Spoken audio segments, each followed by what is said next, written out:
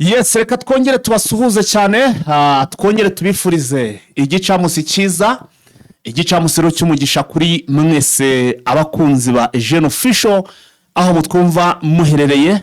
Tubahaye ikaze rero nk'uko bisanzwe muri wa mwanya mukunda muri benshi cyane, umwanya rero twise ngo ni update time, aho tuba tugenda tubarebwira cyangwa se tubagezaho amakuru agezweho. Amakuru yacu maze kumenyera ko abagenda yibanda hano muri Burasirazuba bwa Repubulika Iharanira Demokarasi ya Kongo, aho tugenda tubagezaho rwose uko ibintu bimeze.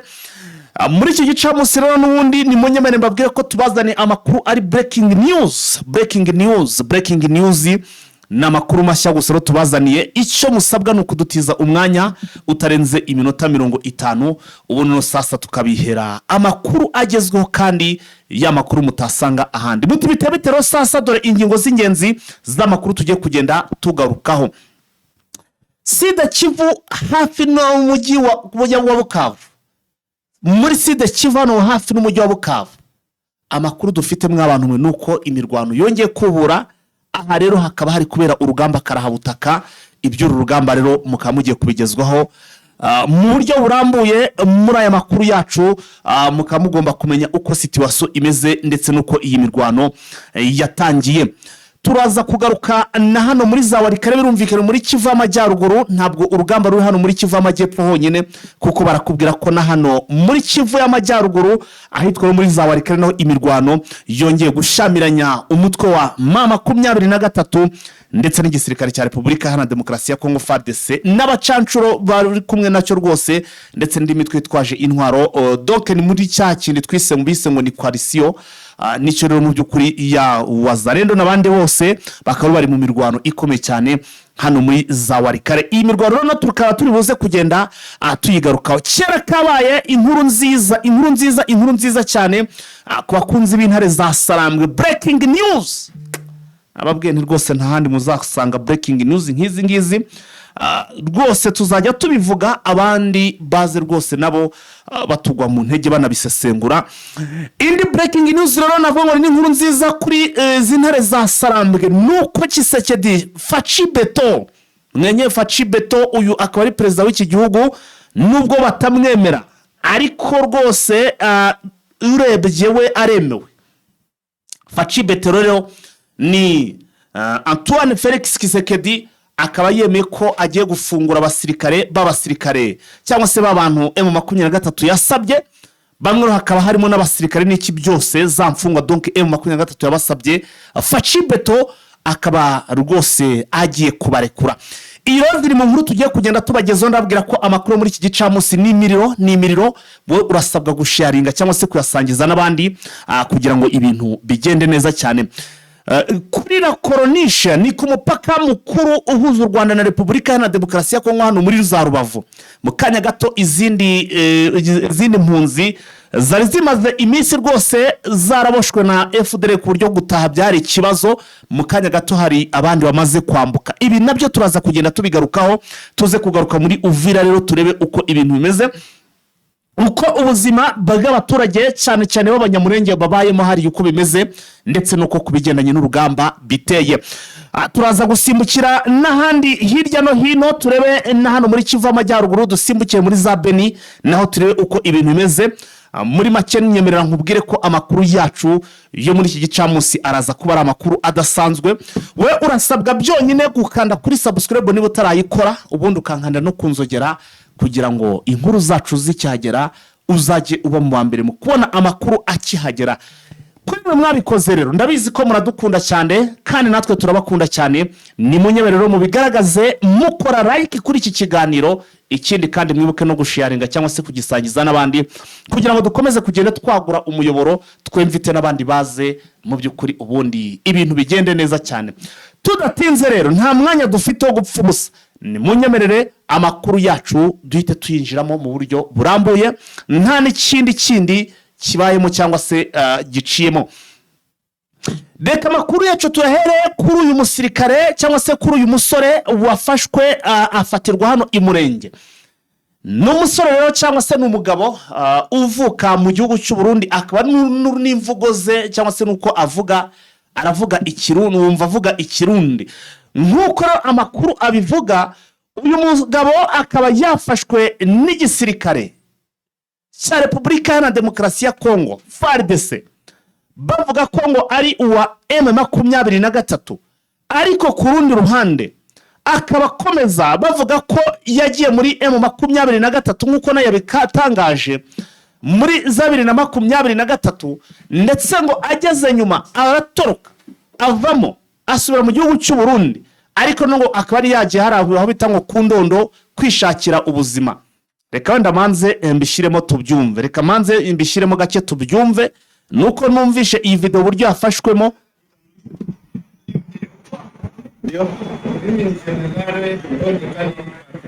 Iyi video irimo ibintu by'urusaku rwinshi, reka ngerage.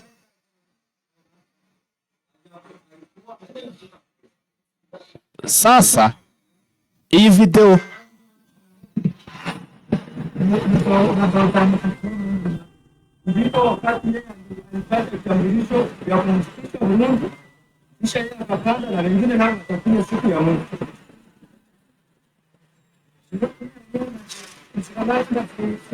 biragoye, ndabona uburyo iyi video yafashwemo irimo ibintu by'urusaku ndetse na noise cyane, biragoye kugira ngo muyumve, ariko numwe mu basore ndaza turaza kumushyira kandi mu mafoto muri thumbnail muraza kubona n'umugabo w'umurundi uvuga ko ari yize hara mu Kundondo kuba yakwishakira ubuzima. Ntabwo ari ubwa mbere twagiye tubona abaturage b'abarundi ndetse n'abakongomani cyane cyane bavuka hano muri Kivu y'Amajyepfo, cyane cyane hano i Murenge na hano muri za Uvira, bahahirana kuko bakubwira ko ubundi abakongomani benshi cyane hano muri ibi bice n'ubundi usanga barashatse abarundikazi, abakobwa b'abarundikazi, ugasanga ndetse n'abagabo b'abarundi nabo bashatse abakongomani kazi. Muri make ni ibintu bisanzwe, barahahirana ku buryo baragenderana. So rero uyu mugabo akango yaratkomotse hano mu gihugu cya Repubulika cy'u Burundi, aje hano ku Ndondo burumvikana ni Murenge kwishakira ubuzima cyangwa se kwishakira ngo ibisambo byo guhinga. Barangije baramufata, njye nahoze mbikurikirana, hari naho byageze amashusho asa naho ashatse kuvuga ukuri, bahita bakatinga ibintu nyine, ubona bahita bamimiramiza, barakata nk'abantu badahari nyine, bareditinga barakata. Mbona ko ari nk'ikintu basa naho bateguye ukuntu mu mbone zanjye, ariko ntabwo mvuze ngo buri wese ariko abibona. Nje nk'umuntu usanzwe menyereye ukuntu inkuru zikorwa n'iki byose n'uryo kize ditingwa, nabonye hari ibyo yashakaga kuvuga ibindi barangije barabikatinga babikuramo. Icyo nshatse kugaragaza rero niki, birashaka kugaragaza nibura ibintu bigera kuri bibiri. Icyambere, birashoboka ko ibyo avuga ari ibyo bamubwiye kuvuga, kuko aho yavuze ko yageze muri M23 ngo ageze nyuma ngo abonye uburyo ngo baza gutoroka, ndetse akavuga ko ngo hari n'abandi benshi ngo bari buze kwambuka bagenzi babo.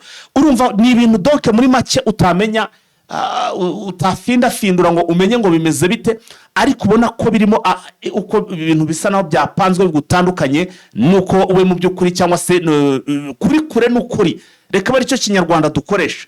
Nguko uko ibintu bimeze, bakavuga rero ko bafashe umusirikare, kandi ikigaragara cy'urumva ari yaramaze kwibara n'umusivile, niba naragezemo nkuko yabivuze koko, niba nari nabyo, ubwo rero urumva ko bamufashe. Ubwo rero sinzi ikiri buze gukurikira, turakomeza kugenda tubabwira uko ibintu biri buze kuba bigenda. Mwe murasabwa gusa, murasabwa kuza kubana natwe mu makuru mu by'ukuri, tukaza kubabwira uko biri buze kugenda.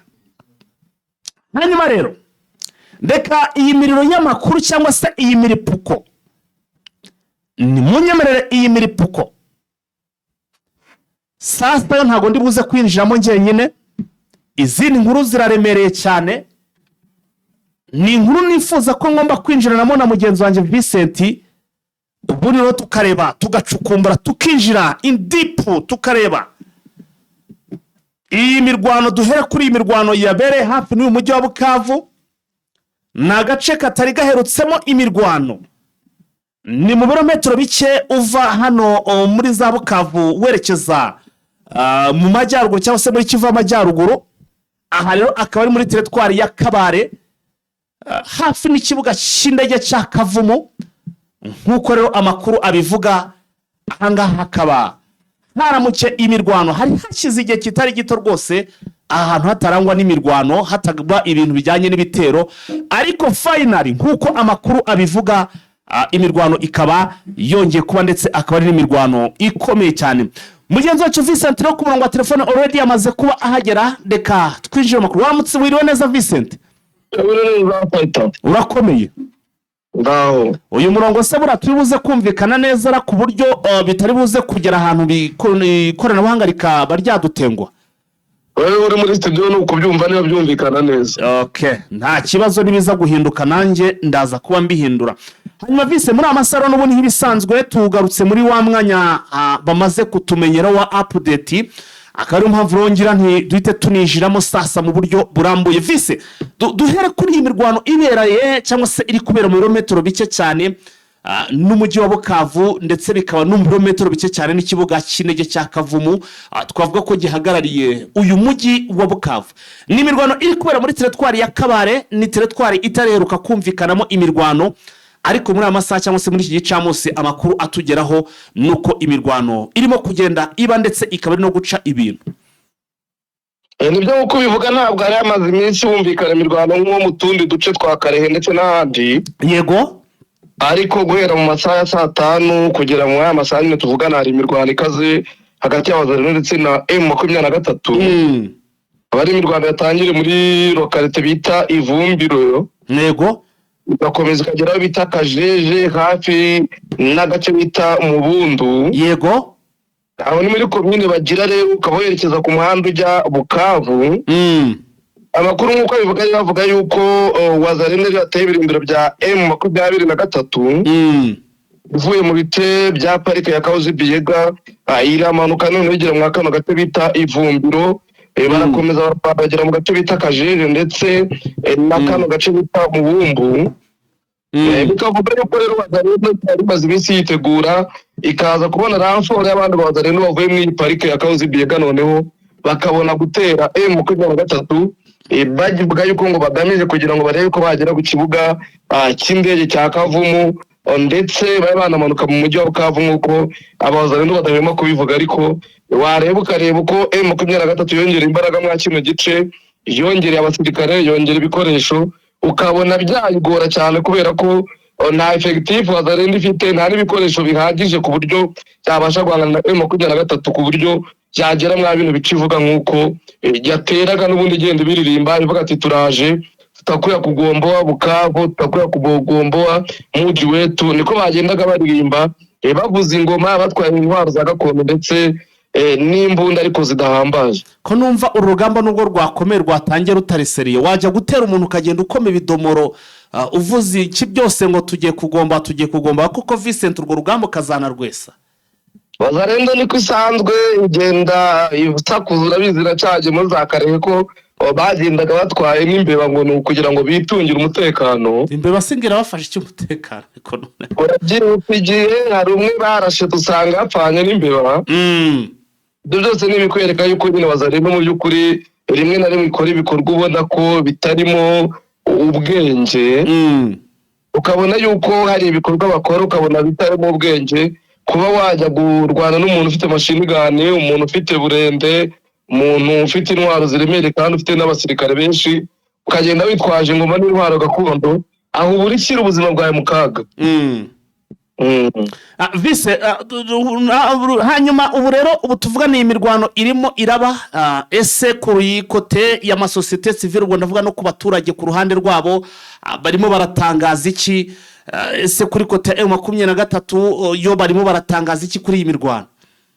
M23 nta kiratangaza, ariko sosiyete zibiri ikorera mwa bino bice bya Ivumbiro ivuga yuko ihangayikishijwe n'umutekano w'abaturage, kubera yuko muri ibi bitero nyine harimo abaturage baguye mu mirwano, kandi na depression zabaye mu buryo bukomeye. Abaturage bavuye mu byabo bahunga nyine bagaruka mu mujyi wa Bukavu. Yego, bikaba byabangamiye kwiga kw'abana biga muri primaire here hano mu gano gace bita Kajeje. Yego, bikaba rero ibishuri byafunze kubera umutekano mukeya.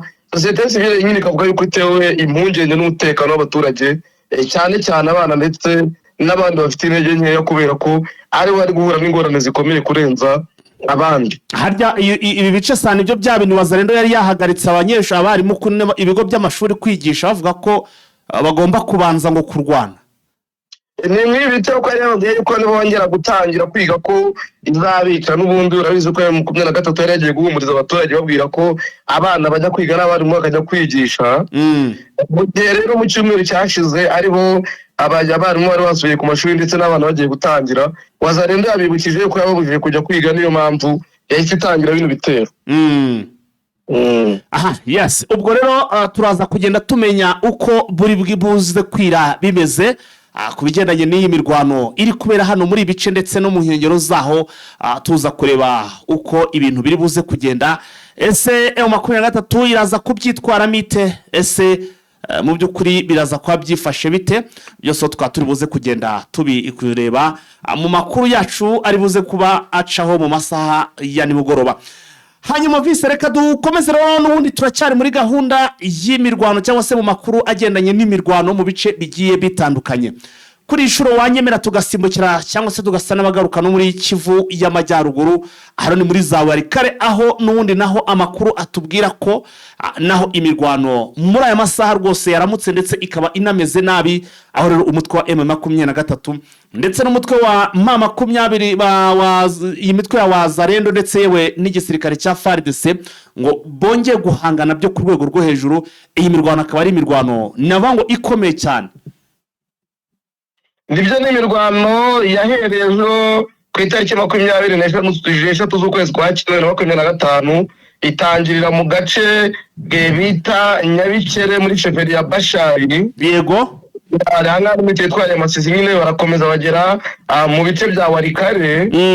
Nuko amakuru aturuka mu baturage bivuga rero imirwano yatangiye hagana saa 2 za mu gitondo ihuza abarwanyi ba ASM 23 ndetse n'abarwanyi ba Wazalendo muri Masisi. Ariko barakomeza bararwana, iyi mirwano irakomera, aho bifashishaga intwaro zikomeye ndetse n'izoroheje ku mpande zombi. Abaturage batubwira yuko mwabintu byarumvaga amasasu ari menshi cyane, bagakomeza bakagera muri Bashari Mukoto hafi yaho bita Bibwe. Babera dukira ikomeza nyigera muri Warikare, aho abaturage kubera urusaku ndetse nuko babonaga imirwano ihagaze batangiye guhunga. Abaturage rero avuga yuko iyi mirwano kuva mu gitondo cy'ejo kugera n'uyu munsi nyine naho byakomeje mu gace ka Nyabikere. Noneho bakaba bumva amasaha ariko harimo n'imbunda zikomeye cyane. Bamwe mu baturage bakaba bari guhungira mu ishyamba riri hafi aha ngaha, bakavuga bati dufite ubwoba yuko dushobora kwitwa tutishwe n'amasasu araswa na M23 twahitanwa n'aterwa na Wazalendo. Rero nta mubare cyakoze bamenyekana bahitanywe n'iyi mirwano cyangwa bakomeretse, ariko impungenge zo ziracyari ko hano za Nyabikere ndetse na za Bibwe bahabwa abaturage benshi kubera ko isisiro n'ubundi zisanzwe zituwe. Ariko cyane imirwano bavuga yuko muri iki gitondo yimuriwe mu gace ka Peti ugana Pinga. Yego, aho ntabwo nyine kumvikana urufaya rw'amasasu hagati ya Wazalendo ifatanyije na FARDC n'abarwanyi ba M23. Cyane ko M23 imaze iminsi yongera imbaraga mwa kano gace ka Peti ugana Pinga, Wazalendo nakaba ari kwibikora. Ibyo byose bikomeje gutera impungenge abaturage ndetse n'abandi bari mwa bino bice, baba ari abaturage ba Kongo yaba ari n'abanyamahanga bari mwa bino bice, bavuga yuko bahangayikishijwe n'uburyo babona umutekano umeze. Vise twabonye n'ubundi amakuru akomeje kugenda ajya hanze nk'uko n'ubundi imirwano muri bice hano muri za Warikare newe na za hano muri bice byegereza Warikare za Masisi. Twabonye ko ibitero biri kuhaba birimo ku ruhande rwa guverinema, birimo za ndege bita ngo ni za Sukoyi, ndetse ikaba irimo na za ndege zitagira abapilote zikunda kwitwa ngo ni za drone cyane cyane z'ubwoko bwa CH-C4. Ese izi ndege muri bitero zirimo nanone byabaye uyu munsi bizirimo? Ese niba zirimo ntago zaba ziri kugira guteza ibibazo abaturage nko kuba bagwa muri iyi mirwano ari benshi? Nibyo sosiyete sivile yavuze yuko yene abaturage bari guhura n'akaga. N'uyu muturage twandikiye atubwira ko ibibazo ari byinshi, urumva ko Swahili ntabwo irobanura yirashe igihari cyose, yaba ari ibidukikije aba ari abaturage n'ibindi byaba bihari byose birangirika. Niyo mpamvu bavuga yuko bahangayikishijwe n'urugamba uko rumeze, kubera yuko leta cyane cyane ntabwo iri gukoresha abarwanyi bo hasi ku butaka, keretse Wazalendo niyo igaragara, ariko FARDC igakoresha izi ndege za Sukhoi 25 ndetse na CH4. Bivuze rero ngo izi ndege ziri kurwana ku bwinshi cyane nk'uko wenda hari bimaze iminsi binari kuba, n'uyu munsi niko bimeze. Ntabwo bimeze nk'uko byari bimeze mu gace ka Nibwe mu minsi yashize, ariko n'ubundi uri kujya kubona nk'uko abaturage babivuga, bakabona Sukhoi iraje cyangwa CH4 iraje, bikagenda bisimburana yenda, ariko mu minsi yashize byari bimeze nabi kurenza uyu munsi. Reka tuve rero ahangaha kuri izi nkuru tuhite tujya n'ubundi ku bigendanye na CCRF cyangwa se n'ibiri kuvugwa ku mpande zombi. Aha ndavuga ku ruhande rwa guverinema ndetse no ku ruhande rwa AFC M23. By'umwihariko reka tugaruke kuri iyi nkuru ikomeye cyane. Hari hashize igihe abantu benshi bibaza bati se M23 ko yasabye ko barekura imfungwa ntizirekurwe, kandi iyo barayisabye kurekura Warikare ikarekura, ndetse n'ibindi byinshi cyane bagiye bayisaba ikabyubahiriza mbere y'uko wenda basinya amasezerano hariya muri za Qatar cyangwa se muri hariya i Doha. Vise ndimo ndabona amakuru avuga ko noneho Gisekedi yaba yemeye kubahiriza kimwe mu byo M23 yasabye, cyane cyane harimo no kuba yafungura za mfungwa bagiye bagarukaho, cyangwa se AFC yagiye ibabwira ko barekura mbere y'uko batangira uburyo bwo gusinya amasezerano cyangwa se uburyo bw'ibiganiro noneho bufite ishingiro, cyangwa se nava ngo mu buryo bwero ibiganiro bishobora no kuba byanatanga umusaruro muzima. Ndagira ngo iyi nkuru tuyinjiremo. Nibyo n'ibyatangajwe na Perezida Tshisekedi nyine ugiye ari muri New York avuga ko yiteguye kurekura imfungwa za M23, ariko akazigurana n'imfungwa ze bafite. Yego, ibiganiro yagiranaga n'abanyekongo, baza kubazwa rero icyo azakora mu byerekeranye no gushyira mu bikorwa Declaration de Principe yasinyiwe hagati ya AFC M23.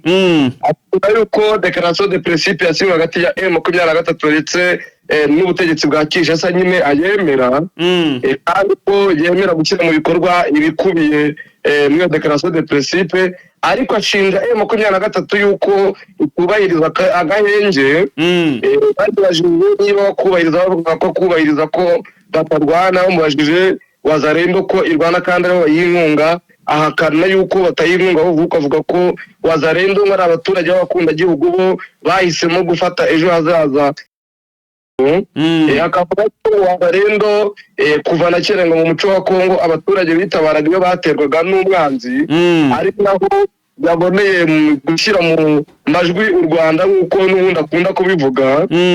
Aha rero ku byerekeranye n'imfungwa baramubaza bati kuvuga yuko uzahererekanya imfungwa na M23, agace M23 ifite ntabwo gafata nk'igihugu cya Kongo ko wahererekanya ifungwa n'ikindi gihugu kiriya ko atari igihugu, ni ukubera icyo ukoresha hotelime. Aravuga ati mvuga ko nzahererekanya ifungwa na M23 kubera yuko M23 ntabwo ari abanyekongo. Yego, bafata nk'abanyamahanga, niyo mpamvu dukoresha hotelime. Avuga yuko rero ngo icyo ategereje kugira ngo izo fungwa afite za M23 ndetse n'izo M23 ifite kugira ngo zihererekanye, ngo ategereje uburenganzira azahabwa n'umuryango mpuzamahanga wa Croix Rouge kugira ngo atangire kubikora, kubera ko mu nyandiko yasinyiwe Qatar ivuga yuko Croix Rouge ariyo izabigiramo mu guhanahana izi fungwa hagati y'ubutegetsi bwa Kinshasa ndetse n'umutwe wa ASM 23, nk'uko inyandiko twabonye zabivugaga. Yagisekedi yongeye kubisubiramo avuga ko ategereje ko bamuha uburenganzira kugira ngo abone kubikora.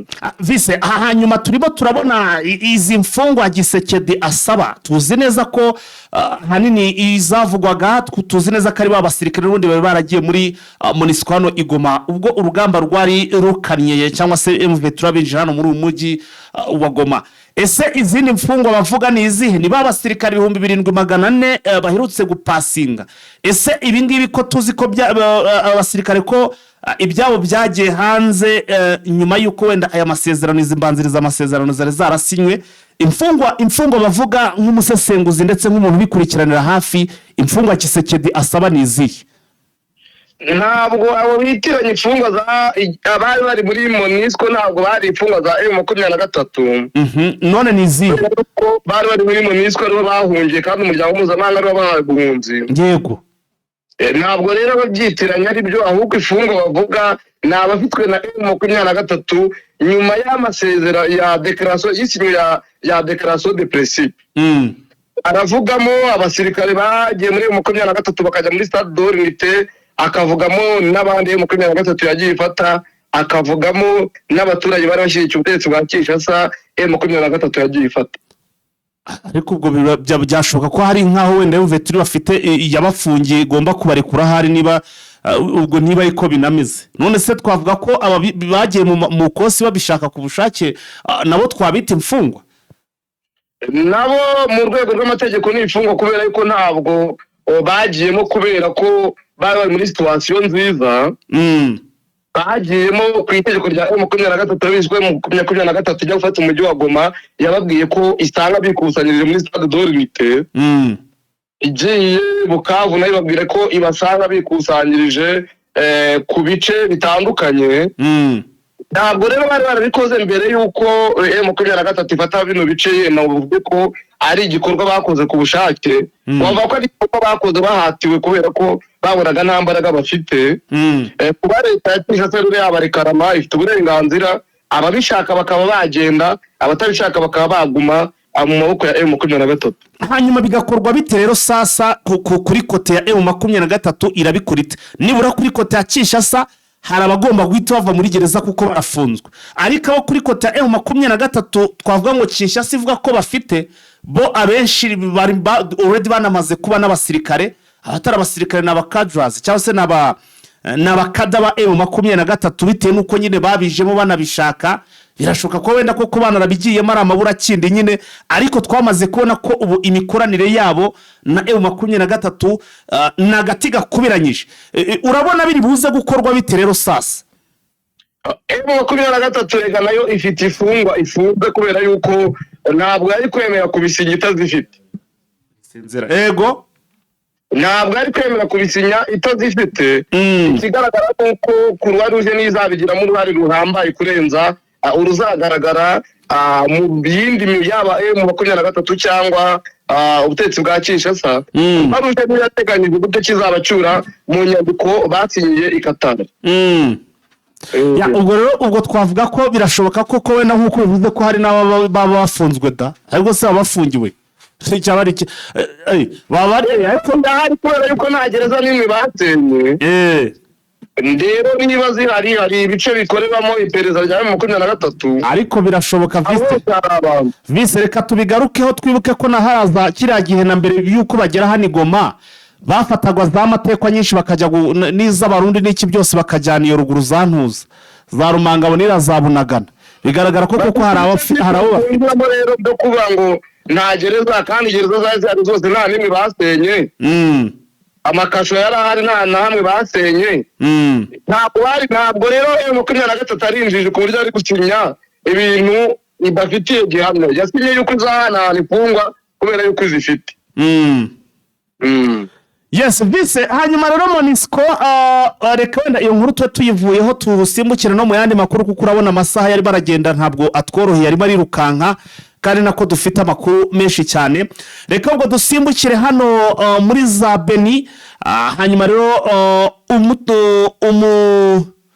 intumwa za Loni ziri hano muri za Beni zirakomeza rero zivuga ko ikibazo cya M23 na Kinshasa iki ngiki ngo nta kindi kigomba kugikemura mu by'ukuri hagati ya M23 na leta kitari ibiganiro, ngo barabona bo ibiganiro byonyine ngo ari byo bigomba gukemura ibibazo. Ntekereza ko abenshi niko babibona. Reka tugaruke kuri amagambo atangajwe n'izi ntumwa za Loni ziri hara muri za Beni. Nibyo ni intumwa y'umunyamabanga mukuru yungirije umunyamabanga mukuru wa UN mu kiganiro yagiranye n'itangazamakuru hano Beni, yavuze yuko nk'umuntu uhagarariye UN mwa bino bice abona ko nta kintu kizakemura ibibazo bya politike biri hagati ya AFC M23 na leta ya Kinshasa avuga yuko kugira ngo ibibazo bikemuke ari ukunyura mu nzira ya politike kiri mu biganiro kurenza ko igisubizo cyashakirwa mu ntwaro ndetse no kurasana. Yaravuga ati twebwe nka UN rero tuzakomeza guteza imbere uwo ari we wese wifuza ko ibiganiro byakomeza gutera imbere kandi byagira uruhare rukomeye mu gukemura amakimbirane ari mu burasirazuba bwa Repubulika ya Demokarasi ya Kongo ariko na Kongo muri rusange. Yavuga yuko rero yankuraza M23 ndetse na leta ya Kinshasa yuko icyo bakwiye gushyira imbere ari ibiganiro kurenzwa kurasana, kuko kurasana nta gihe na kimwe bigeze bikemura ibibazo byo muri Repubulika ya Demokarasi ya Kongo. Uhereye nyuma y'uko Repubulika ya Demokarasi ya Kongo ibona ubwigenge atanga imbere uburyo ki imitwe itwaje intwaro yagiye ivuka ikarwana ariko igakuraho ubutegetsi, ariko ko itigeze n'ubundi ikemura ikibazo nyamukuru kiri muri Repubulika ya Demokarasi ya Kongo, yaba icy'imiyoborere mibi, yaba icy'amacakubiri, intahura ndetse n'irondakarere. Avuga yuko ibyo byose rero mu gihe badakoze ibiganiro ngo bihuzwe abanyekongo baganire ku kibazo muzi kiri hagati y'abanyekongo, kuko u Rwanda bidashobora gukemura ibibazo, ko uyu munsi hashobora kuba M23 iramutse igize imbaraga yafata ubutegetsi, ariko abari bari ku butegetsi nabo bakajya mu mutwe witwaje intwaro ukaza kubarwanya, bikazahora ari gatebe gatoki.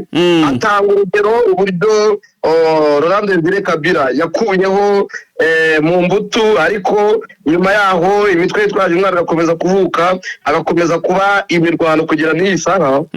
Avuga ko rero nta kintu kigamijwe uretse gushaka amahoro muri Repubulika ya Demokarasi ya Kongo, ko icyatuma aboneka mu buryo bufatika ari ibiganiro bya politike bigahuza inzego zose ndetse n'abaturage ba Kongo, ibice bigiye bikagenda bihagararirwa kugira baganire ku bibazo bitandukanye, yaba ari ikibazo cy'imiyoborere, yaba ari ikibazo cy'ububanyi n'amahanga, yaba ari ikibazo cy'imbere mu gihugu ndetse n'ibindi bitandukanye, byose bakabikemura banyuze mu biganiro nk'uko imiryango mpuzamahanga yagiye ibyanzura ndetse n'ibihugu bitandukanye byagiye bivuga yuko ari cyo cyemezo cyonyine gifatika cyatuma haboneka ibisubizo by'ibibazo bihari mu buryo burambye. Vise, ariko nubwo ibi bivugwa cyangwa se bivuga gutya, iyi Loni nayo twabonye ishobora kuba yabigiramo uruhare. Ngiye ku giti cyanjye ku busesenguzi bwanjye niko mbibona, kuko ahanini twabonye ko usanga ahanini aho kugira ngo yinjire mu buryo ki ibihugu cyangwa se izi mpande zombi zishobora kuba zaganira bikarangira, ugasanga aribo baraberekera nko ku ruhande rumwe,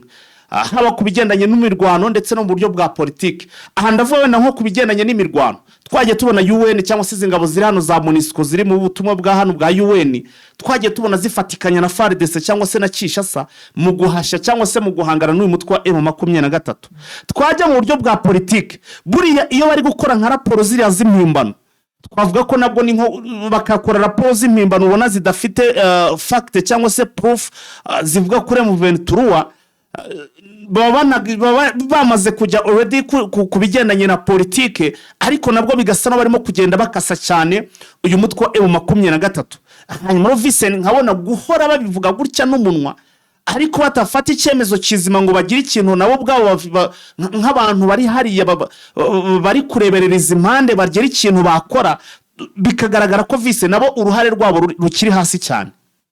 Hari ibintu ukwiye kubanza gutekerezaho kareba kugira ngo uvuge ko UN uruhare rwawe ruri hasi cyane. Ntabwo ubundi UN ariyo itanga umurongo igihugu kigenderaho, umurongo w'imiyoborere w'igihugu. Ariko niba yaraje ije guhagarara hagati impande zombi kugira ibafashe gukemura ibibazo, ntabwo yakumva ikibazo cy'umuntu umwe, yakumva ikibazo cy'impande zombi. Ntabwo yaje gukemura ibibazo, yaje kureba ibyagezweho kugira ngo ibibungabunge. Yego, kubera ko Repubulika ya Demokarasi ya Kongo ni igihugu cyigenga, ntabwo ari igihugu kigendera ku mabwiriza ya UN. UN yatanga inkunga iramutse ihari, ntabwo ariko yitanga umurongo w'imiyoborere wa Repubulika ya Demokarasi ya Kongo. Uruhare rwayo rero niba akanama k'umutekano ka UN karafata umwanzuro 27/23 uvuga yuko M23 iva mu bice yafashe ariko ntibikorwe, ni ikikwereka ko UN ni umuryango aho wabaringa uberewe ibihugu bifite imbaraga n'ibihugu bishaka inyungu mu bice bitandukanye by'isi. aho turabyumvikana rwose.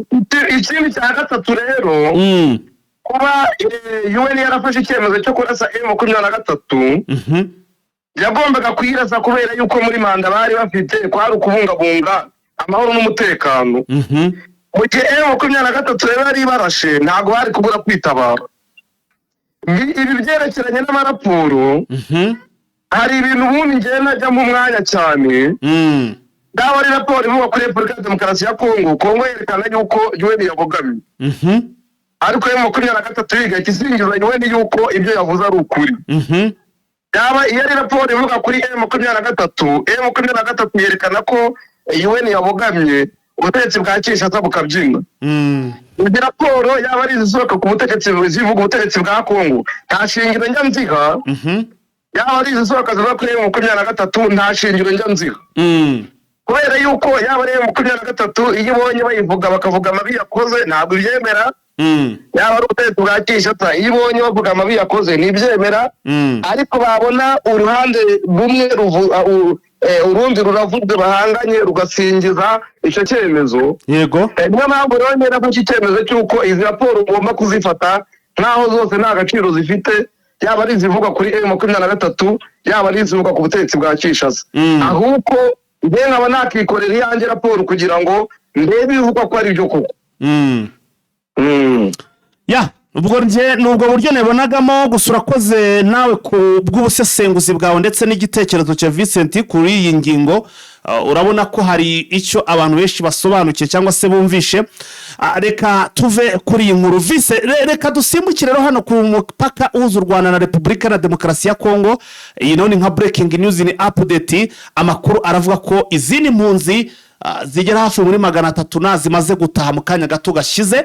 Ndagira ngo nk'umuntu wari uhatubereye n'undi utubwire uko iki gikorwa cyari kimeze, uko cyagenze. Nibyo ni byabereye ku mupaka uhuza Repubulika ya Demokarasi ya Kongo n'ubutegetsi ndetse n'u Rwanda. Yego. Azwi nka Grande Barriere cyangwa la Corniche. Mu gitondo cyo kuri uyu munsi nyine niho hakiriwe imiryango igera mu 105. Yego.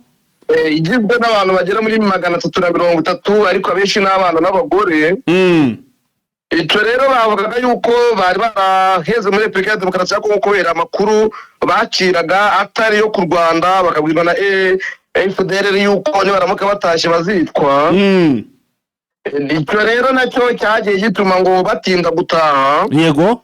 Abatashye uyu munsi bakaba tuvuye mu menyo ya rubamba, dutashye mu gihugu cyacu. Turashima Imana kandi turashima n'ubuyobozi bwa AFC 23 obwemeje kudushyikiriza HCR. Yego. HCR nawe turashima ko yaremeye kudushyikiriza u Rwanda, kandi turashima n'u Rwanda rutwakiriye. Uteganya yuko rero bana batashye barakomereza mu karere ka Rusizi. Yego. Umwambi y'agateganyo ya Nyarushishi, aho bazahabwa ubumenyi bw'ibanze ku gihugu, bahabwa ubufasha, bahabwe n'ibyangombwa, maze babone kwerekeza mu miryango yabo. Twavuga ko ni ikindi gikorwa cyiza Vice. Hano havuyeyo impunzi zari ziharana nyinshi cyane, kandi biragaragara ko nanone bagitaha pe, uko urabona ubu ntekereza ko kuva batangira kubacura basa no 2,000 bimaze kurenga by'impunzi. Urumva ko ni benshi cyane. Ni benshi kubera yuko uhereye AFC 23 yafatiye umujyi wa Goma, ubona harimo nk'ibihumbi hafi bigera muri 3. Rwose birashika benshi, kandi ugasanga bakubwira ko rwose hari uwo nahoze mbona arimo aratanga ubuhamya avuga ati umugabo wanjye ari ajeda muri FDLR hano muri Repubulika ya Demokarasi ya Kongo, ati yaguye hano muri za Sake urugamba rurimo ruhihinanye. Ubwo urumva abana yamusigiye abana n'iki, igihe kirageze rwose baratashye. Navuga ko ari ibintu byiza cyane. Vice, tuva kuri iyi nkuru twikomereze no mu yandi makuru, dusimbukire n'ubundi muri za Uvira, turebe uko abaturage b'abanyamurenge babayeho hano muri za Uvira, ndetse tunarebe uko ibigendanye n'intambara cyangwa se n'imirwano bihagaze mu by'ukuri muri rusange. Nibyo Uvira nyine nk'uko amakuru ava mu bice bitandukanye bya Uvira abivuga. Yego. ndavuga yuko abaturage b'abanyamurenge babayeho nabi kandi bafite ibibazo bikomeye cyane cyane abagore, aho abari kugerageza guhunga ngo berekeze mu gihugu cy'u Burundi barimo baragarurwa na Mayimayi ndetse ifatanyije na FDLR, yego, ariko bagahohoterwa mu buryo bukomeye bitwa yuko ngo basa n'abanyarwanda cyangwa bakitwa ko ari abanyarwanda. Abagabo barimo bo nta mahirwe bagira yo kuba bahunga, abatishwe bagiye, iyo ugize amahirwe urafungwa. Amakuru ava mw'ibice avuga ko abagore benshi baheze ku mupaka barimo batotezwa na Mayimayi ndetse na FDLR, ntibabemerere no guhunga, bakababwira yuko batazabemerera guhunga, ko bari guhunga kugira ngo bajye kureba bene wabo. Mu by'ukuri ukabona ko ubuzima bw'abanyamurenge cyane cyane abagore n'abana buri mu kaga, kubera ko umugabo we ugerageje kuhagera ahita ahura n'ibibazo, niyo mpamvu abagabo baba bari bakeje. Aha, vise tugaruke kuri Donald Trump washinjije Ubuhinde ndetse n'Ubushinwa gutera inkunga intambara zitandukanye ku isi, cyangwa se kuri uyu mugabane w'isi muri rusange, nanjye ngo umugabane kuri uyu mubumbe w'isi muri rusange. Nibyo mu magambo yatangajwe na Donald Trump, nyine perezida wa Leta Zunze Ubumwe za Amerika, yavuze ko Ubushinwa n'Ubuhinde ari byo bigira uruhare mu ntambara ihuza Uburusiya ndetse na Ukraine. Aravuga ati binyuze mu kugura gaze na peteroli by'Uburusiya, ati amikoro ayikomokaho akaba ariyo atumije igihugu gikoresha mu gukomeza intambara na Ukraine. Yego, Trump aravuga ati rero ati duherutse gufatira ibihano Ubuhinde binyuze mu kongera imisoro 25% ku bicuruzwa bituruka muri kino gihugu. Ati rero imisoro yose yashyiriweho kino gihugu igera kuri 50%. yego, ati no muri Kanama uyu mwaka naho Ubushinwa bwaguze nibura 47% bya peteroli yose y'Uburusiya bwagurishije mu mahanga. Atugura kandi na 51% bya gaze yose yumwe muri rusange, mu gihe ngo Ubuhinde bwaguze 80% bya peteroli bukoresha mu Burusiya. Aravuga ati ibihugu byombi uko ari bibiri, ati byihariye hafi 80% bya peteroli y'Uburusiya bugurisha mu mahanga. Ati rero ati ndabona rero nde nka Trump ati ari mwe mu gihe ari mu ntambara, kubera yuko mubaha amafaranga agahindukira akabafasha kugura intwaro, bigatuma intambara bayikomeza. Ati rero Ubushinwa n'Ubuhinde nibyo bihugu bya mbere bitera inkunga intambara ikomeye binyuze mu gukomeza kugura peteroli ikomoka mu Burusiya. Ati turabiyanye kandi turabihanangiriza ko ibintu mukwiye kubireka. Hanyuma vise dukubitero izindi update mu minota dusigaranye itarenze 10 cyangwa se 8 kugira ngo dusoze ikiganiro cyacu, cyangwa se duhine update zacu. Garuke muri Repubulika ya Demokarasi ya Kongo, ibyatangajwe na Tshisekedi nyine mu gihe yari mu nama ya UN. Yego, yashinze u Rwanda yuko ngo rukora jenoside muri Repubulika ya Demokarasi ya Kongo, ngo ko rwiba amabuye y'agaciro ndetse n'ibindi byinshi. Avuga yuko ngo u Rwanda rufatanyije na M23 RDF ngo yishe abaturage bagera muri 300 mu bwoko bw'abahutu muri teritwari ya Rucuru. Ngiye akaba yabivuze n'ubundi garuka kuri bimwe yavugaga yuko ngo jenoside ikorerwa abanyekongo bishingiye ku mutungo ikwiye kwemerwa. Ngiye bivuga rero akaba yagarutse anavuga ko basaba ngo ingabo z'u Rwanda RDF ko zikwiye kuva mu butaka bwa Repubulika ya Demokarasi ya Kongo kandi na M23 ikava ku butaka bwabo. Akavuga yuko ashingiye ku mwanzuro wa UN nimero 22/23 asaba ngo ingabo za RDF kuva ku butaka bwa Kongo, asaba ngo RDF ngo kurekera guha ubufata umutwe wa M23. Avuga byinshi mu by'ukuri ubona yuko agamije guharabika u Rwanda ndetse n'igisirikare cy'u Rwanda. Abitangira aravuga ati turabasaba yuko mudufasha kurwana iyi ntambara iri mu burasirazuba bwa Kongo twashoyeho n'u Rwanda kubera gushaka umutungo wacu. Ati Kongo duhura n'ingorane, ati natwe batanga abana bitubaho, ati turabasaba yuko mwatugira inyuma. Ukabona rero ari muri wa murongo nyine w'ubwo wise bise ngo ni terema, aho bagamije kugaragaza yuko ibibazo byabo ntaho bahuriye nabyo, kuko ibibazo byabo biterwa n'u Rwanda. Ariko hari imbere yanjye mfite n'ibaruwa yanditswe na Corneille Nanga yandikira umunyamabanga mukuru wa UN. amugaragariza ibyerekeranye n'ibyo Kisekedi agenda avuga ko hakwiye kwemerwa jenoside ibera muri Repubulika ya Demokarasi ya Kongo. Mu ibaruwa ndende rero yanditswe ku itariki 19 z'ukwezi kwa 9 ikandikirwa General Secretary of United Nations niyo rwego avuga yuko avuga n'ibintu bigera muri 5 ngerageje kurezima yego, ariko impamvu nyamukuru iragira ati the Democratic Republic of Congo malicious campaign aimed at obscuring the truth and accountability regarding serious crime committed in the DRC. Repubulika ya Demokarasi ya Kongo irimo irakora ubukangurambaga bwo kugira ngo ihishe ukuri ku byaha igenda ikora muri Repubulika ya Demokarasi ya Kongo. Aragira ati Alliance Fleuve Congo ati bafashe akanya kugira ngo basobanurire isi ndetse n'umuryango mpuzamahanga ibivugwa n'ubutegetsi bwa Kinshasa bagamije kuyobya rubanda no guhishira ibyaha bakora abanga no kuba bayibazwa mu butabera. Ati AFM 23 imaze imyaka myinshi yerekana ibikorwa n'ubutegetsi bwa Kinshasa. Ati kandi si yonyine gusa kuko n'amashami ya UN yagaragaje impuruza ku bwicanyi bushingiye ku moko bugenda bukorwa n'ubutegetsi bwa Kinshasa, kandi n'uburyo ubutegetsi bwa Kinshasa bukomeje gutera inkunga imitwe yitwaje intwaro irimo na Codeco mu gukora ubwicanyi. Ati kandi n'ubwicanyi bukorwa n'imitwe yitwaje intwaro iterwa inkunga n'ubutegetsi bwa Kinshasa ku Banyamurenge muri Minembwe. Ati rwose rero ubutegetsi bwa Kinshasa burashaka kubikora mu buryo kugira ngo butsembe Abanyamurenge babura ibyo kurya, babura amazi, babura imiti. Ati kuko guverinoma igisirikare cya guverinoma gifatanyije na Wazalendo n'indi mitwe yitwaje intwaro ndetse n'ingabo z'u Burundi yego, bazengurutse agace ka Minembwe. Ati uburyo bagari ibitero ku Banyamurenge b'abasivile amezi abaye menshi babikora. Ati byongereye impfu z'abantu benshi cyane cyane abana n'abagore. Ati umujyi wa Uvira wabaye nk'ibagiro mu byumweru byinshi bishize. Byaje bigaragara yuko abantu bakomoka mu Banyamurenge bagiye bakorerwa iyitarubozo, abandi bakitwa, abandi bakava mu byabo ku mbaraga.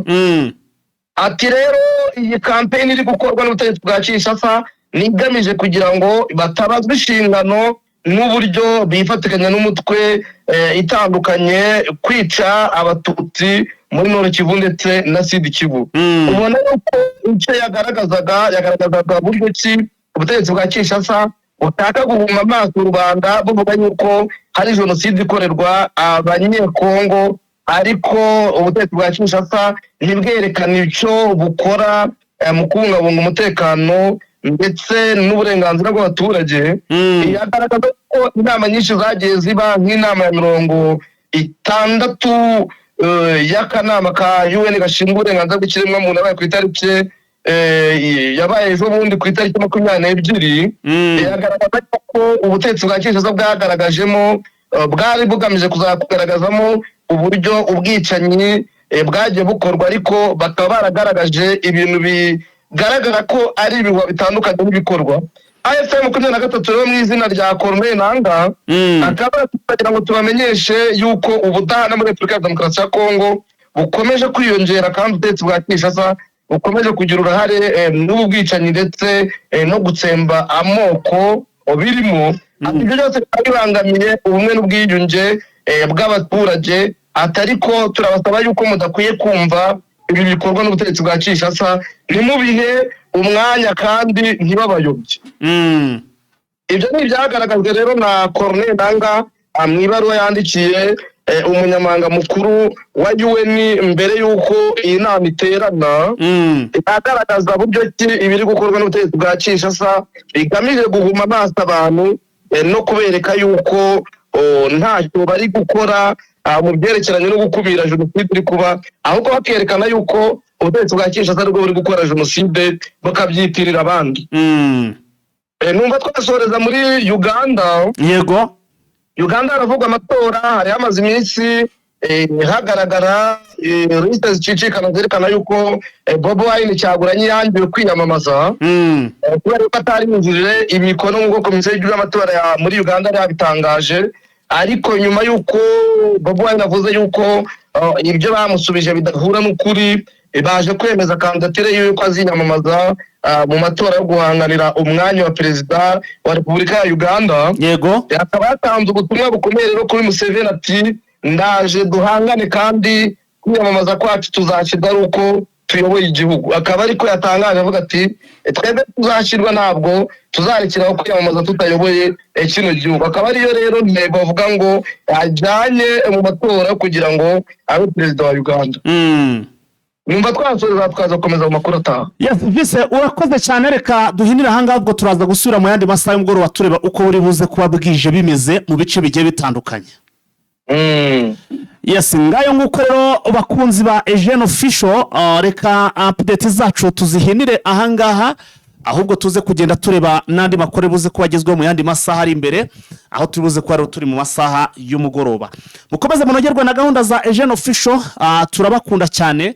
Ciao. Tubahaye ikaze muri Prime Health Infinity. Ubu rwose biroroshye, nta mpamvu yo kwivuza ari uko warembye. Tugane tukugira inama zizewe kandi tuguhe produits z'umwimerere nziza ku buzima bwawe, zigizwe n'ibinini 80%, izindi zikozwe muri siro ndetse na powder zikomoka ku mugabane wa Aziya, mu bihugu nk'Ubushinwa, Ubuhinde ndetse na Malaysia. Produits zacu zikoreshwa mu kwivura ndetse no kwirinda indwara zose zirimo iz'imyororokere ku bagabo n'abagore, kubura ubushake, gucika intege mu gikorwa no kutabyara, prostate, umwijima, umuvuduko w'amaraso, diabete, stroke, impyiko, umugongo, amibe, igifu, hemorrhoide n'izindi ndwara zose zananiranye. Abari muri Leta Zunze Ubumwe za Amerika naho twagejeje stock, abari muri Canada, Australia, Europe ndetse na Aziya namwe dukoresha iposita ndetse na DHL mu gihe cy'iminsi 7 gusa imiti bayamaze kubageraho. Bari mu Rwanda ku Gisenyi ni ku muhanda w'amadepo ibumoso umanukiye kwa Karaveri. I Kigali ni umuhanda uri inyuma y'isoko ujya Kigali Parents, hakurya ya restaurant yitwa Vision. Wanadusanga kandi Goma ni muri gare centrale Dogoma hafi ya Rompwe umuryango wa kabiri, aho bisi zisohokera. Turabibutsa yuko Goma na Gisenyi twamaze kubagezaho massage kugira ngo dufashe abakeneye kinetherapy, imiti ndetse no kurwanya stress. Ku bindi bisobanuro waduhamagara kuri 0782 99 057 6. Kazi muri Prime Health Infinity.